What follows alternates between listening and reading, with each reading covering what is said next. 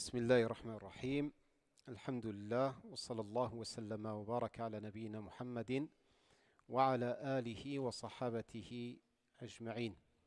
Amma ba'd, chers musulmans, chères musulmanes, durant cette soirée, nous allons poursuivre la récitation du Coran al-Karim et nous allons débuter la sourate al-Ma'ida. Cette sourate que l'on traduit par la table servie est une sourate des plus tardives dans la révélation. Elle a été révélée vers la fin de la vie du prophète sallallahu alayhi wa sallam, ce qui souligne son importance d'une part, mais d'autre part que les prescriptions qui y figurent sont des prescriptions qui sont maintenues et qui scellent la révélation. Une des particularités également de cette sourate, c'est qu'elle contient énormément d'appels aux croyants. Allah subhanahu wa ta'ala répète souvent dans cette sourate l'appel que vous connaissez tous autant que moi, qui est « Ya ayyuhalladhina amanu ». Et cet appel est, comme vous le savez, un appel à la conscience de chacun d'entre nous qui sommes les porteurs de la foi. Et cet appel, qui dit appel, requiert en retour une réponse. Si Allah subhanahu wa ta'ala nous appelle à une de ces injonctions, c'est que naturellement, il doit y avoir une réponse en retour. Et la réponse doit venir de notre part, de tenter de se mettre en conformité avec la volonté d'Allah tabaraka wa ta'ala autant que nous pouvons. Parmi les appels qui sont évoqués dans cette sourate, il y a la révélation de la purification. Allah, exalté soit-il, dit « Ya ayyuhalladhina amanu, idha qumtum ila as-salati faghsilu wujuhakum wa aydiyakum ila al-marafiqi wamsahu bi ru'usikum wa arjulakum ila al-ka'bayn » Sadaqallahu al-azim. C'est une première partie du verset de la sourate 5, verset 6. Dans ce verset, notre Créateur nous interpelle à la pureté et la purification pour la prière. Ô vous qui avez la foi, lorsque vous vous levez pour la prière, lavez-vous le visage, les mains jusqu'au coude, passez les mains sur la tête et lavez vos pieds jusqu'aux chevilles. Ce verset est donc un appel aux croyants de se purifier ou pour se purifier avant l'accomplissement de la prière. Pourquoi se purifie-t-on avant de prier? Allah aime ceux qui se purifient. Si nous n'avions d'autre mérite que celui-ci, c'est-à-dire de pouvoir atteindre l'amour divin, l'amour d'Allah subhanahu wa ta'ala, cela aurait amplement suffi comme vertu et comme qualité de la pratique des ablutions. Car il est dit dans le Coran al-Karim « Inna Allah yuhibbu at-tawwabin wa yuhibbu al-mutatahhirin » c'est-à-dire que Allah aime assurément ceux qui se repentent en permanence et ceux qui s'appliquent à se purifier avec deux formules intense, où l'intensité est exprimée, l'intensité du repentir et l'intensité de la pratique de la purification. Si vous remarquez, ces deux types d'actions sont des purifications. At-Tawwabin, ça renvoie à la purification des cœurs, car c'est un retour vers Dieu afin d'obtenir l'assainissement, l'épuration, la purification des traces laissées par le passage des péchés. Chaque péché qui est accompli marque le cœur d'une souillure. Et cette souillure ne se lève que si et seulement si nous nous sommes repentis et nous avons fait notre retour vers Allah subhanahu wa ta'ala.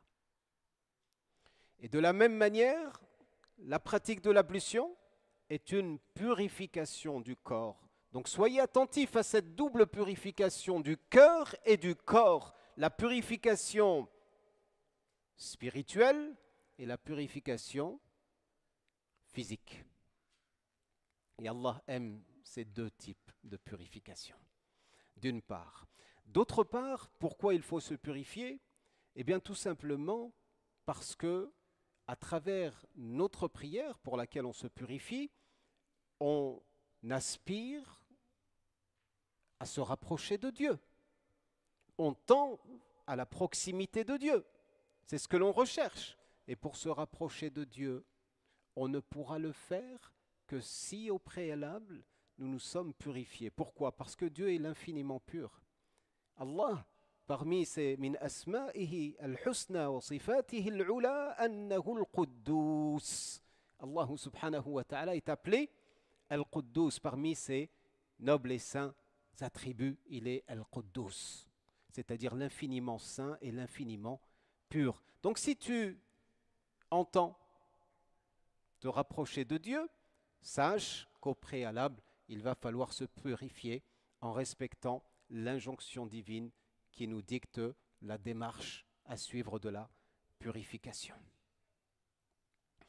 Si Allah subhanahu wa ta'ala a évoqué le verset de l'ablution, c'est que celui-ci a une grande et extrême importance en islam. Car Allah subhanahu wa ta'ala ne conserve dans les Saintes Écritures que ce qui relève de la plus grande des importances pour les croyants. Et donc, ça nous a été conservé, notamment dans les fondements du Coran, mais également avec la pratique du prophète Muhammad sallallahu alayhi wa sallam. Ce verset, à lui seul, il est le symbole de la pureté que chaque musulman et chaque musulmane doivent convoiter et tenter d'atteindre. Si vous remarquez, Allah subhanahu wa ta'ala évoque la pureté et la purification dans tous ses états. On a cité la purification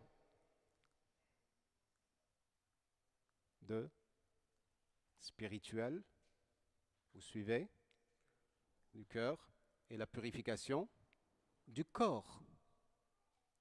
La harira a commencé à agir sur vos esprits, là, ça, je vois. Suivez un petit peu avec moi, c'est très important. La purification du cœur et la purification du corps. Mais Allah subhanahu wa ta'ala évoque une autre forme de purification. Il dit à son prophète Muhammad sallallahu alayhi wa sallam wa thiyabaka fatahhir, et tes vêtements purifient. Et il ordonne à son prophète Ibrahim et son prophète Ismaïl alayhi as-salatu was-salam an tahhira baytiya lit-ta'ifin wal-'akifin war-ruk'i as-sujud. Et purifier, Ibrahim et Ismaïl, purifiez ma demeure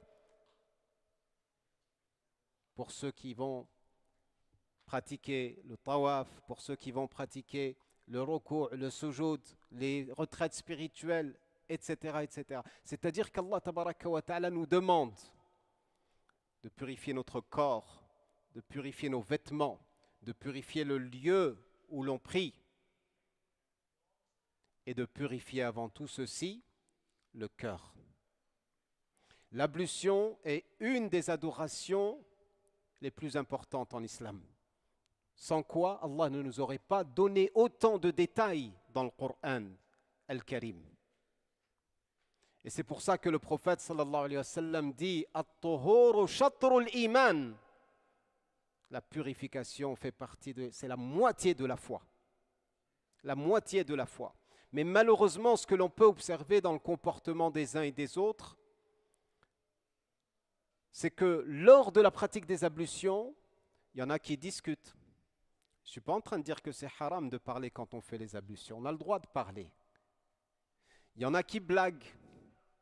Il y en a qui observent leur téléphone ou qui répondent au téléphone. Il y en a qui se laissent distraire alors qu'ils ne prennent même pas conscience qu'ils sont en état d'adorer Allah subhanahu wa ta'ala. La purification, c'est une adoration. Et c'est pour cela que nos savants nous ont dit, à hauteur de ta concentration dans la pratique des ablutions, ou à mesure que tu l'es en tout cas concentré dans tes ablutions, tu le seras également dans ta prière. La concentration dans la prière est fonction de la concentration dans les ablutions. En d'autres termes, celui qui se laisse distraire dans la pratique des ablutions, il y a de très grandes chances qu'il soit également distrait dans sa prière. Si l'on veut respecter la prière comme il se doit, il faut respecter l'ensemble des éléments qui gravitent autour de la prière, les conditions de la prière, à savoir la purification, c'est ce qu'on vient de citer, ses vêtements, la tenue avec laquelle on se présente devant le Créateur. Parfois, quand on se présente à des rendez-vous importants pour un entretien ou devant une personnalité quelconque, eh bien, on se met sur son 31, n'est-ce pas?